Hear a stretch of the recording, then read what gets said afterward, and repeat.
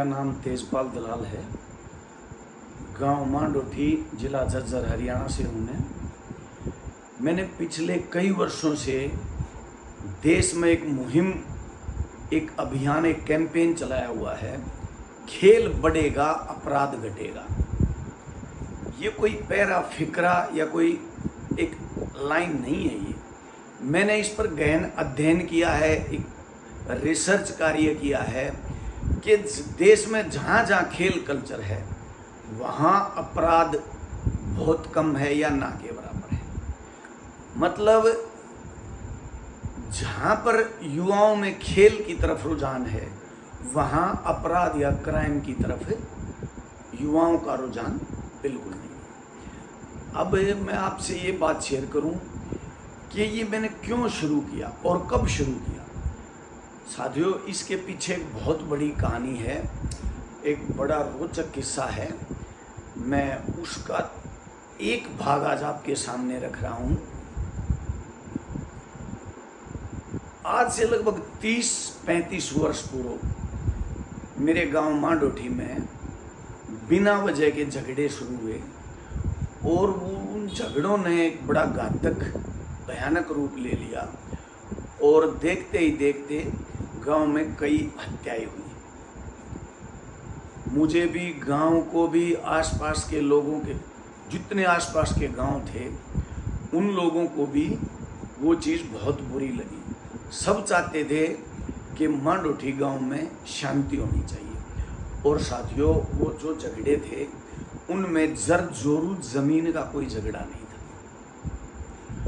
और उस गांव में, जो गांव कुश्ती के लिए मशहूर था, कुश्ती में नंबर 1 था, और वो अपराध के लिए उस गांव की पहचान बन गई।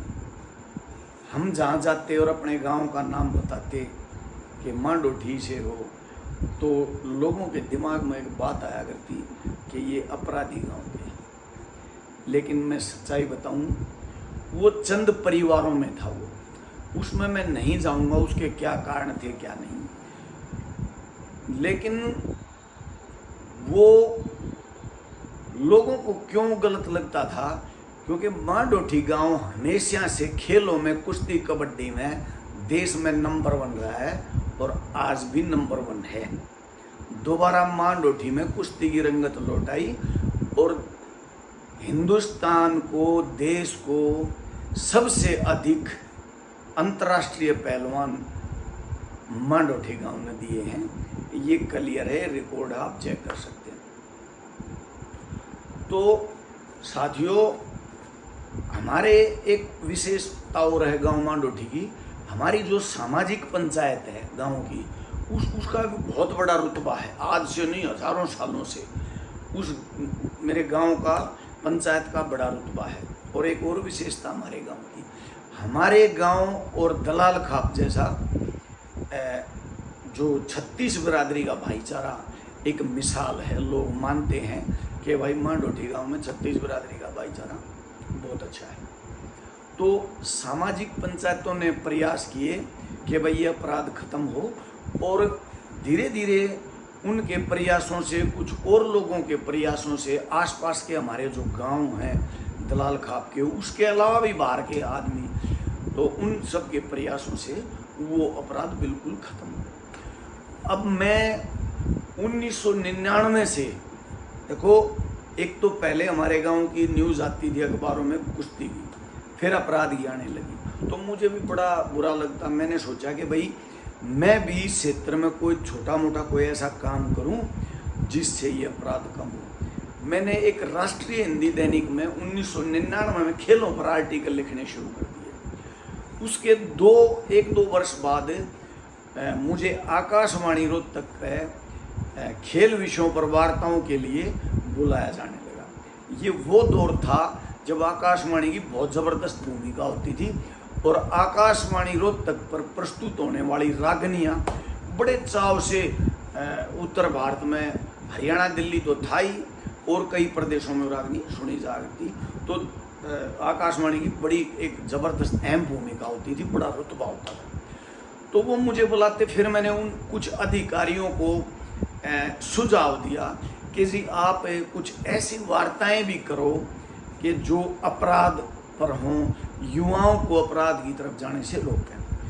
तो बड़े अधिकारी विद्वान लोग, हो सकता है उनके दिमाग में भी हो। उसके बाद उन्होंने ये कार्य शुरू किया और 2004 में अपराध और युवा विषय पर एक परिसंवाद के लिए मुझे बुलाया गया। तो मुझे बड़ा अच्छा लगा। तो एक वो दौर जब आया तो क्या था, उस दौर में गांव की मिट्टी जिसने एक से एक नायाब हीरे पहलवान पैदा किए थे, वहाँ जब अपराध शुरू हो गया तो सभी को ये एक अंदर से झकझोर दिया। और साथियों, ये अकेला मेरे गांव की कहानी नहीं थी। आज अगर आप देखो तो अपराध एक बहुत बड़ा इशू, एक मुद्दा, अपराध एक जहर की तरह से फैलता जा रहा है। बहुत से एनजीओ और बहुत से व्यक्ति अपने स्तर पर नशे के खिलाफ देश में एक मुहिम चला रहे हैं, कैंपेन चला रहे हैं।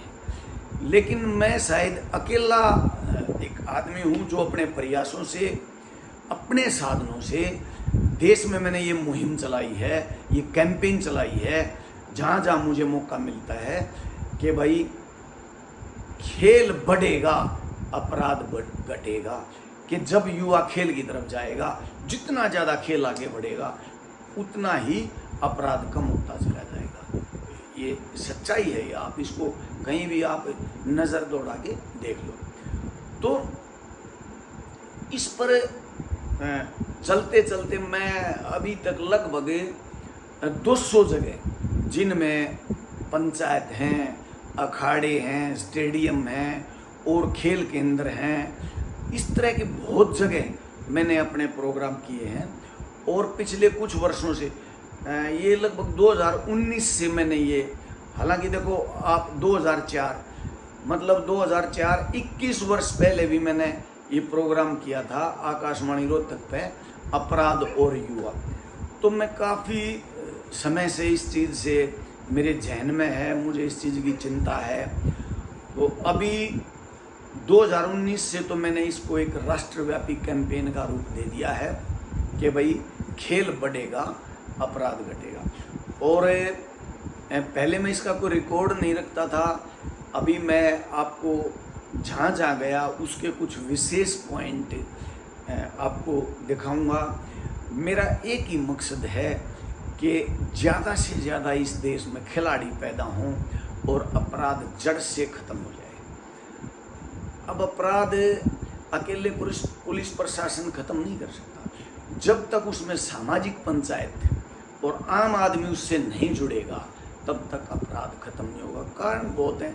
मैं तो ये मानता हूँ कि हमारी सरकारों को, युवाओं को, बच्चों को, स्टूडेंट्स को ज़्यादा से ज़्यादा रोज़गार देना चाहिए ताकि उनका बाएं दाएं ये जो भटकाव, इन चीज़ों से वो दूर रहे।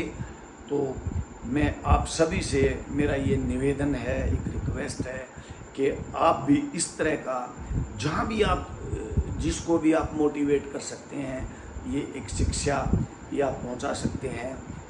खेल बढ़ेगा, अपराध घटेगा, क्योंकि अपराध बहुत घातक है, एक जहर की तरह से फैल रहा है और नशे से भी ज़्यादा घातक है अपराध। नशा तो उस व्यक्ति को बर्बाद करता है, उसके परिवार को बर्बाद करता है, लेकिन जो अपराध है वो किसी को भी कभी भी वो बर्बाद कर सकता है। तो हमें इन चीज़ों से हमारे युवाओं को, हमारे समाज में ये चीज़ फैलानी होगी कि भाई युवाओं को, स्टूडेंट्स को खेलों की तरफ बढ़ना चाहिए और अपराध वगैरह ये जो प्रवृत्ति है इससे दूर रहना चाहिए।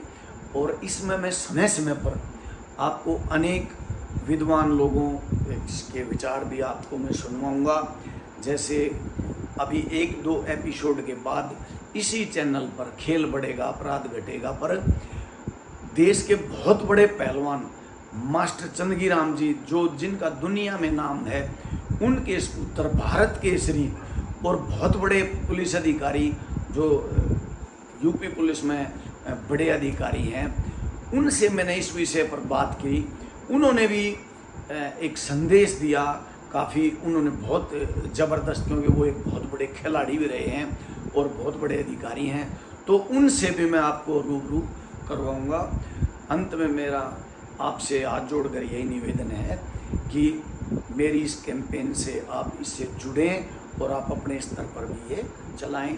मेरा इसमें कोई लालच, कोई भी, कईयों ने मुझे सुझाव दिया कि आप एनजीओ बना लीजिए, तो मैं पहले ही देख रहा हूँ कि बहुत आदमी एनजीओ के माध्यम से अच्छा काम कर रहे हैं, लेकिन बहुत आदमी एनजीओ का मिसयूज भी कर रहे हैं। तो मैं इन फालतू की चीज़ों में नहीं जाऊंगा। बस मेरा एक सीधा स्पष्ट है, जैसा मैं कर सकता हूँ निजी साधनों से, अपने प्रयासों से, मैं ये जिंदगी ये काम करता रहूँगा। आप सब ज़्यादा से ज़्यादा इस संदेश को इस चैनल के माध्यम से लोगों तक पहुँचाए, यही मेरे लिए एक सच्चा, एक इस मुहिम को, इस कैंपेन को आगे बढ़ाने का एक माध्यम सिद्ध होगा। धन्यवाद।